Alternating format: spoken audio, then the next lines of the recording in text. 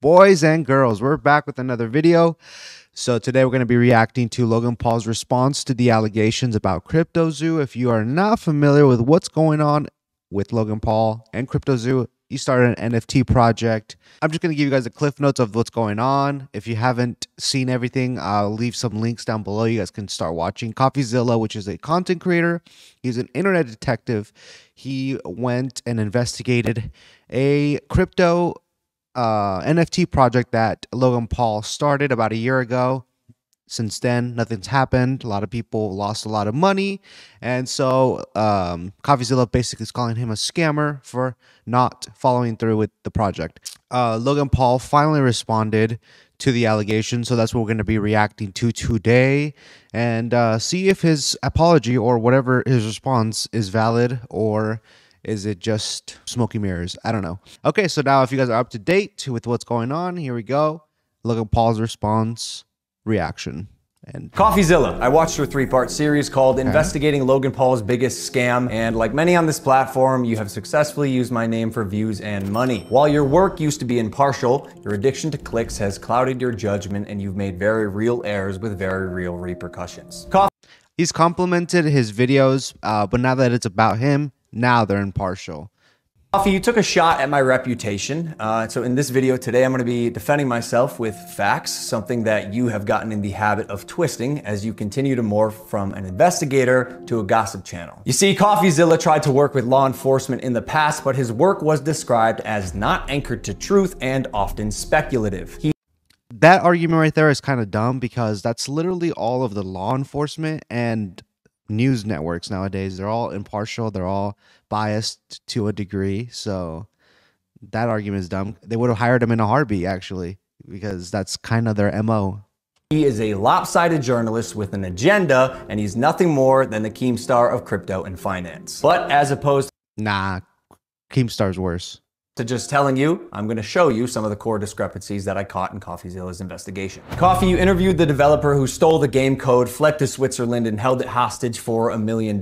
Well, his name is Zach Kelling. Surely, as the internet detective that you proclaim to be, you would know that he spent time in prison for multiple felonies, one for aggravated robbery, armed robbery at a liquor store, and the other for, surprise, obstructing the legal process. That argument right there is kind of dumb, because Logan hired this guy. And he's saying, yeah, look at me. You got it wrong. Just because you didn't say his name and you didn't do a background check on him, you're in the wrong now. But Logan hired this guy to develop CryptoZoo. So you're the one taking the L on this one. I can see why you kept him anonymous. Who we'll be calling Z here. I guess among many things, it doesn't surprise me that he lied about having 30 engineers and a $50,000 a week burn rate. On my end, I have 30 engineers. I'm burning $50,000 a week. Which, side note, is how this delusionist landed on the $1 million code ransom, but it turns out he only had 3 engineers. Wouldn't someone with journalistic integrity know their credible source had not only an agenda, but a fondness for orange jumpsuits? Like I said, I don't know what he's trying to prove here. He's basically saying, yeah, look, I've hired someone that is a felon and known to steal and lie. But you're in the wrong because you didn't expose him. Kind of dumb. Or did you just hear what you wanted to hear and moved on? Because even if you're lying to yourself, that, or he thought that was just a minuscule aspect of this whole thing. I mean, he only did a 3-part series. Yeah, if he was going to do like a whole movie about this, or a whole, 7-part series or something, he might have included that. Steven, you still have to believe it. And I know what you're thinking. What type of idiot would work with an unsavory individual like Zach Kelling? I guess that's what I get for trusting the team that I relied on to vet and manage Eddie's hiring process, who has turned out to be a professional con man that I have since learned fooled billionaires, the Mormon Church, the owner of the New York Yankees, and now me. And surely you knew Emilio, the gentleman who supposedly let his child invest in a cryptocurrency, was allegedly responsible for 2 rug pulls before you interviewed him. So either you missed that or you knew it and failed to let the public know. Why? Because it was a clear sign that he was also untrustworthy. You seemed pretty excited when the guy told you that he couldn't hatch the eggs. Wait, you can't even hatch? No, I'm telling you, it's just a picture. You're kidding! You can't hatch? You're kidding! You can't hatch? You can't hatch? Yeah, 1 second of research would prove that to be. I mean, I guess that could be a demo video. Even if you did hatch the egg, you still can't use them. So it's still, Okay, because the whole thing about CryptoZoo is that you can use your animals to breed and make money off of them by either trading them or having them work for you. And so even if you hatch the egg, the game isn't working. Therefore, it's a useless picture. I mean, I guess that's with all NFT nowadays. Even breed your animals. Click on that. Oh, we got a duck. And as you pointed out in your fine print, cross-hatching was available on ETH at one point, but you perpetuated the opposite as truth with your chest out. Basically, nothing worked. And by the way, Guy, almost all NFTs are just pictures. No, it's just a picture. And surely a real internet detective would not truth and broke laws, okay, you still publish the defamation. However, unlike you, the blockchain doesn't lie. So let's highlight some things that you did point out. Crypto King Jake stole $6 million. True or not, we had already removed him from the team when we realized he was a bad actor and his motives were purely financial. Conman Eddie, lead developer, stole $1.7 million. True or not, when we learned he was a bad actor as well, he was immediately removed from the team. While myself and Jeff sold nothing and made nothing as verified through investigation and the blockchain. Jeff, Logan's manager, to my knowledge, never sold. Neither did Logan Paul. I repeat, Jeff and I made no money and will never make any money on CryptoZoo. In fact, we only lost money trying to pick up the pieces. Yeah, I guess you made no money, but the people that you work with definitely made money off the people that invested in it. So the people that you hired, all these con men and scammers that you've hired, did make money. Basically, you got scammed. As has been the case with dozens of crypto and NFT projects, the space is unfortunately ripe for bad actors to infiltrate projects that start with even the best intentions. Jake the Snake is no longer affiliated with CryptoZoo, and we hope the money he reappropriated was worth ruining his reputation. Conman Eddie is being investigated by a higher authority that I cannot speak on. As you can imagine, I was not cleared from legal to discuss much of this, including the legal process being undertaken and the criminal investigations going on during the fallout, but I do appreciate you calling out that rats under my nose stole the game code, millions of dollars, and left Jeff and I abandoned with no team and knives in our back. But even after 12 months of work, you've still managed to overlook one crucial piece of information.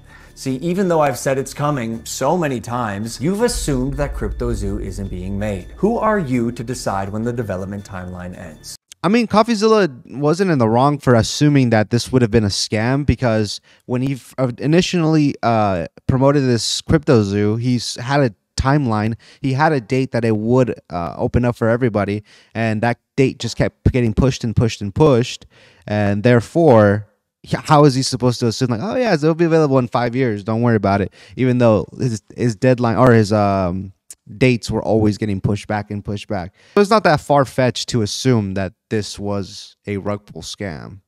I got everything stolen from me in our community, stopped promoting publicly as soon as I knew the extent of the internal issues, took all of the heat on social, and you still published a defamatory hit piece fully knowing I was innocent just so you could enrich yourself in your $10 million studio. Sharp, but deeply unethical, dangerously misleading, and illegal. I suggest you use the money you got from pumping your Patreon to hire a good lawyer. You're gonna need it. And maybe we could have— I don't think you said anything defamatory.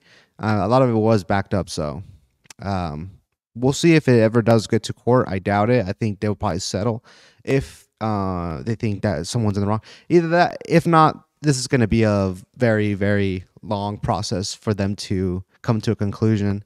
I don't think they'll ever even get to court, to be honest. But hey, we'll have to wait and see, right? have talked about this if you had reached out to me personally, not my manager Jeff, who is not me, Steven, but the first time you did was on Christmas Eve after you released your series so you could rely on false statements and unreliable people used recklessly. The subject line was third request for comment. Yeah, not quite. This will be my third time reaching out to you and your team. The first 2 times were through your manager Jeff. The first 2 times were through your manager Jeff. Okay, so the last time on Christmas Eve after the fact was to me. You have a funny way of twisting things. His manager should have talked to Logan, should have at least mentioned it. These are serious allegations, so he should have at least said something. And Logan should have been like, "Wait a minute, these are serious allegations.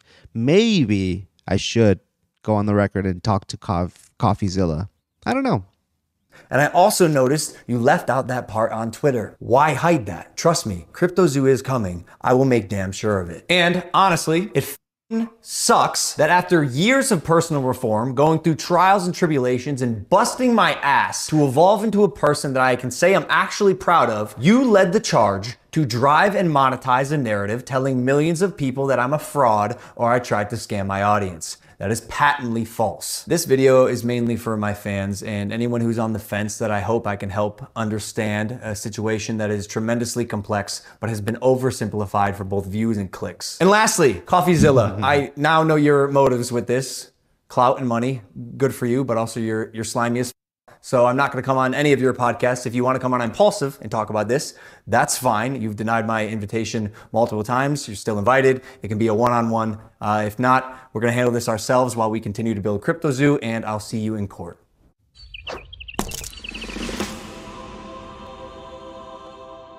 So that was his response. Very on the defense. I mean, he probably doesn't think he did anything wrong since he didn't sell anything, and he thought, I mean, he's not building this, so he probably thought it was getting built the right way. And if it wasn't, I mean, he can't really do nothing. He's not a developer. So it was a lot to do with the bad actors in his team that he hired to develop this. They just, scammed him and everyone else. The people he should be going after is not CoffeeZilla. CoffeeZilla is just bringing it to light for everybody to know, because he did start another NFT project, was called 99 Originals. He was taking photos of things. That's why a lot of people thought it was a scam, because he's like, wait a minute, you haven't even finished one crypto. You haven't even finished your first NFT project, and now you're starting another one. Very suspicious, very odd. So he should be suing his team, his developers, and the people that stole all those millions of dollars, not CoffeeZilla. He is just letting the public know what is going on, which a lot of people did have questions about and wanted to know what was going on with CryptoZoo. Anyways, let me know what you guys think down below, and I'll see you guys on the next video. Peace.